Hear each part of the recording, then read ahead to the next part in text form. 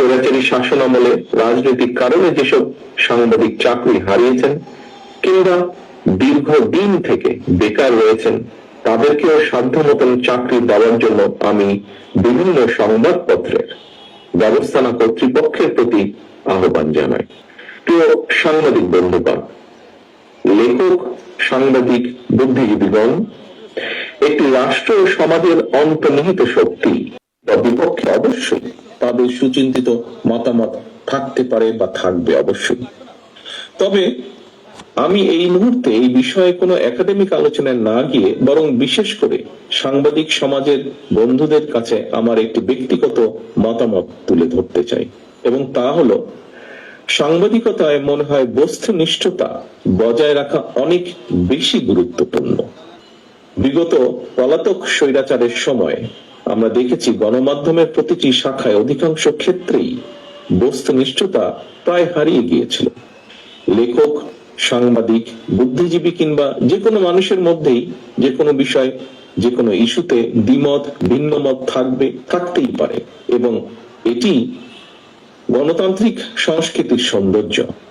তবে ভিন্ন মত অথবা ভিন্ন দ্বিমতকে শত্রুতা কিংবা নির্লজ্জ দলাদলিতে পরিণত করলে কি পরিণতি হতে পারে, গত ১.৫ দশকে দেশের জনগণ এটি হাড়ে হাড়ে টের পেয়েছেন।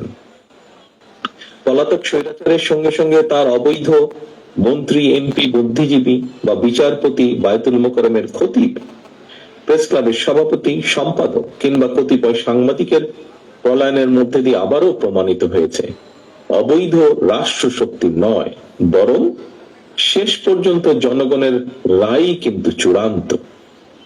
প্রিয় উপস্থিতিবৃন্দ, 1975 সালের 7ই নভেম্বরের আগের স্বাধীনতা উত্তর বাংলাদেশ কিংবা 2024 সালের 5ই আগস্টের আগে 1.5 দশকের বাংলাদেশের বর্তমান প্রজন্মকে দেখিয়ে দিয়েছে যে আওয়ামী লীগ স্বাধীনতা একসাথে যায় না। আওয়ামী লীগ আর গণতন্ত্র একে অপরের শত্রু। অপরদিকে বিএনপির কাছে গণতন্ত্র, বাক, ব্যক্তি আর স্বাধীনতা, সংবাদপত্রের স্বাধীনতা নিরাপদ। প্রিয় সাংবাদিক বন্ধুগণ, বিতাড়িত স্বৈরাচারের পলায়নের পর গণতান্ত্রিকামী জনগণের আকাঙ্ক্ষা পূরণে এক বিশাল দায়িত্ব নিয়ে আজকের অন্তর্বর্তীকালীন সরকারের যাত্রা শুরু হয়েছে। তবে গণতন্ত্রের পক্ষে সকল শক্তি এবং সাংবাদিক সমাজকে সতর্ক থাকা দরকার।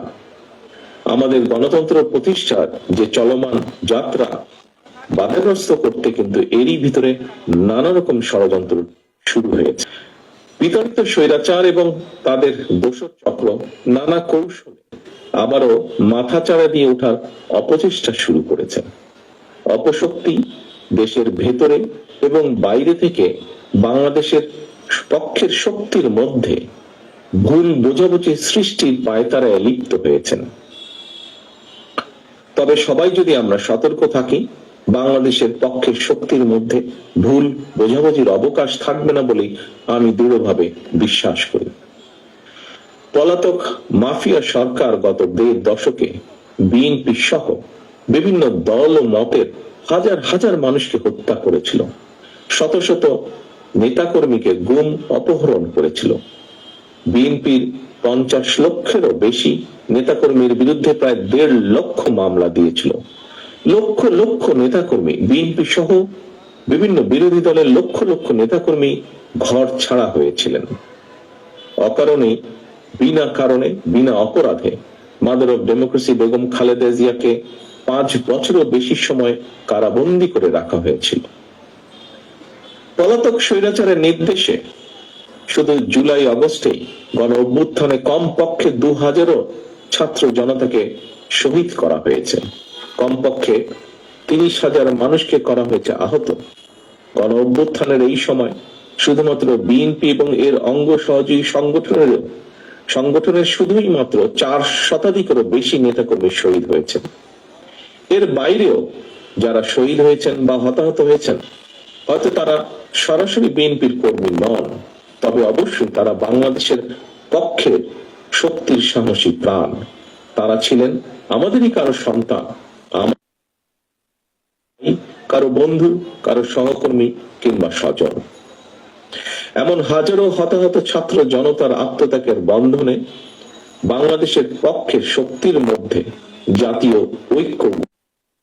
সুতরাং আমরা যারা বেঁচে আছি, শহীদদের আকাঙ্ক্ষা একটি গণতান্ত্রিক, মানবিক, বৈষম্যহীন বাংলাদেশ প্রতিষ্ঠার মাধ্যমে শহীদদের রক্তের ঋণ পরিশোধ করা আমাদের দায়িত্ব। একই সঙ্গে পলাতক স্বৈরাচার আর তার দোসররা যাতে রাজনীতিতে পুনর্বাসিত হতে না পারে, সেই ব্যবস্থা গ্রহণ করাও কিন্তু আমাদের কর্তব্য। এজন্যই যথাযথ আইনগত এবং রাজনৈতিক পদক্ষেপ নেওয়া প্রয়োজন বলে আমরা মনে করি।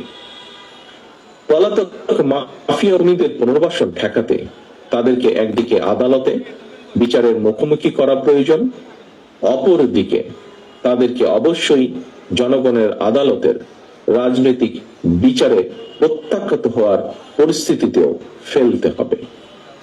যদি এই দুয়ের সমন্বয় ঘটাতে পারি আমি দৃঢ়ভাবে বিশ্বাস করি গণবিরোধী বিতাড়িত অপশক্তি বাংলাদেশের রাজনীতিতে আর মাথা তুলে দাঁড়াতে সক্ষম হবে না। খুনি, লুটেরা, মাফিয়া এবং স্বৈরাচারী রাজনৈতিক অপশক্তিকে বাংলাদেশের রাজনীতিতে অপ্রাসঙ্গিক করে দিতে হলে জনগণের রাজনৈতিক ক্ষমতায়ন প্রয়োজন। ভোটের অধিকার প্রয়োগের সুযোগ পেলেই জনগণ তাদের রাজনৈতিক ক্ষমতা প্রয়োগ করে গণহত্যাকারী, খুনি, লুটেরা, পলাতক স্বৈরাচার এবং তাদের দোষদেরকে রাজনীতির মাঠ থেকে বিদায় করে দিতে সক্ষম হবে। এ কারণে বিএনপি মনে করে সংস্কার কার্যক্রমের পাশাপাশি একটি যৌক্তিক সময়ের মধ্যে অবাধ, সুষ্ঠু, নিরপেক্ষ নির্বাচন অনুষ্ঠান অবশ্যই প্রয়োজন। প্রিয় সাংবাদিক বন্ধুগণ, একটি নির্বাচনের জন্যই গণ অভ্যুত্থান হয়নি, এটি যেমন এক ধরনের বাস্তবতা, অপরদিকে আরেকটি নির্মম বাস্তবতা ছিল জনগণকে রাজনৈতিকভাবে ক্ষমতাহীন রেখে নির্বাচন ছাড়াই বারবার সরকার গঠনের মধ্য দিয়ে পলাতক স্বৈরাচার দেশে ফ্যাসিবাদী শাসন কায়েম করতে সক্ষম হয়েছিল। জনগণকে তাদের সকল রাজনৈতিক ও ন্যায্য অধিকার থেকে করা হয়েছিল বঞ্চিত। এ কারণে গণতান্ত্রিক রাজনৈতিক চর্চায় জনগণের অধিকার প্রতিষ্ঠার জন্যই নির্বাচন অবশ্যই একটি মুখ্য বিষয়। একটি নির্বাচন অনুষ্ঠানকে শুধুমাত্র একটি রাজনৈতিক দলের ক্ষমতায় যাওয়ার উদ্দেশ্য হিসাবে বিবেচনায় নিয়ে পরিস্থিতি মূল্যায়ন করলে সেটি কোনো বাস্তবসম্মত রাজনৈতিক চিন্তা নয়, বরং একটি সুষ্ঠু নির্বাচনের মাধ্যমে জনগণ তার রাজনৈতিক অধিকার চর্চার সুযোগ পায়। একই সঙ্গে ভোটের অধিকার প্রয়োগের মাধ্যমে জনগণের সঙ্গে রাষ্ট্রের মালিকানার সম্পর্ক তৈরি হয়। স্বৈরাচার বা ফ্যাসিবাদের কবল থেকে রাষ্ট্র ও সরকারকে মুক্ত রাখতে হলে অবশ্যই নাগরিককে রাজনৈতিকভাবে ক্ষমতাশালী রাখা অত্যন্ত জরুরি। রাষ্ট্রের রাজনৈতিক বন্দোবস্ত এমন হওয়া প্রয়োজন যেখানে ইউনিয়ন পরিষদ থেকে জাতীয় সংসদ নাগরিকদের প্রত্যক্ষ ভোট ছাড়া একজন ব্যক্তি কোথাও কোনোভাবেই জনপ্রতিনিধি নির্বাচিত হতে সক্ষম হবেন না। এভাবেই সর্বস্তরে ভোটের মাধ্যমে জনপ্রতিনিধি নির্বাচন চর্চার মাধ্যমে রাষ্ট্র এবং সমাজে জনগণের রাজনৈতিক ক্ষমতায়ন নিশ্চিত হবে। রাষ্ট্রে জনগণের রাজনৈতিক ক্ষমতায়ন নিশ্চিত থাকলেই কোন ক্ষমতাসীন সরকারই